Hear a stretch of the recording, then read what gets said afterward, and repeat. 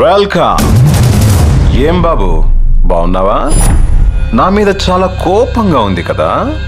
ఏం చేస్తాం, లైఫ్ లో అప్ అండ్ డౌన్స్ ఉంటాయి, పట్టించుకోకూడదు. నన్ను చంపేయాలనుంది కదూ, నో ఛాన్స్.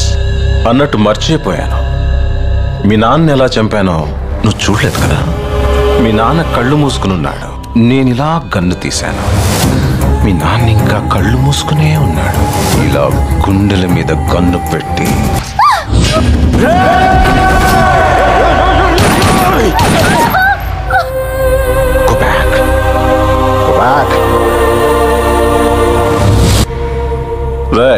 మమ్మల్ని చూడ్డానికి నీకు 2 years పట్టింది.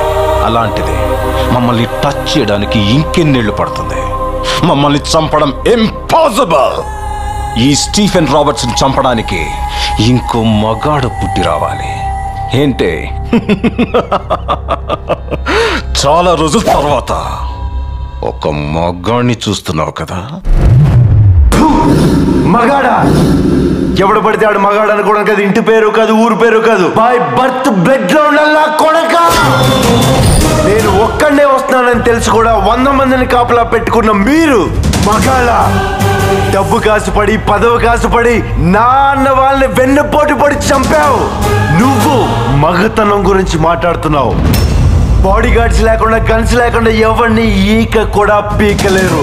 ఎలా చెప్పుకుంటారో మీరు మగాళ్ళనే?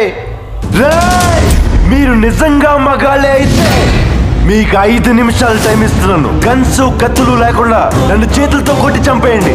ఒక్కడొచ్చినా సరే, ఒకేసారి అందరూ కలిసి వచ్చినా సరే, నేను ఒక్క దెబ్బ కూడా తిరిగి కొట్టను. నన్ను చంపేయండి.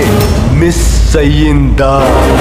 6వ నిమిషం నుంచి నేను కొట్టడం మొదలెడతా. ఒక్కొక్కడిని ఒకే దెబ్బకి చంపేస్తా. 2వ దెబ్బ ఉండదు.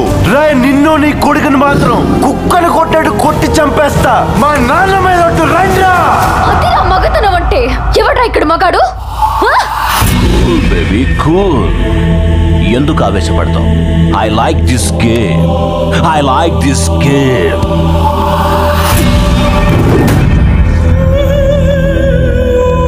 రేయ్, అసలే మర్డర్ చేసి చాలా కాలమైంది.